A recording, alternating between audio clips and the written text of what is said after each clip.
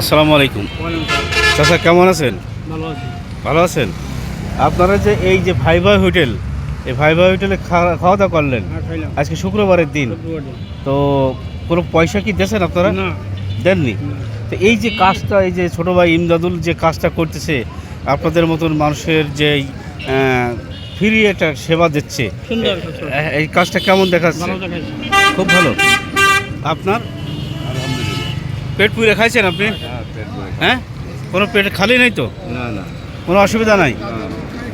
মনে কোনো কষ্ট পাননি? না না তাই? আলহামদুলিল্লাহ। তা দোয়া করেন তো, ইমদাদুলের জন্য দোয়া করেন।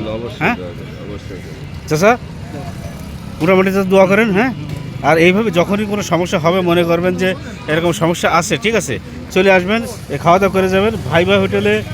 আপনাদের মতো মানুষের জন্য তিন বেলাও হইলে তিন বেলাও যদি মনে করেন যে খাওয়া দাওয়ার ব্যবস্থা করার দরকার, তাহলে আমরা সেটা করব কিন্তু, ঠিক আছে? তো এইভাবে চলে আসবে না, ঠিক আছে?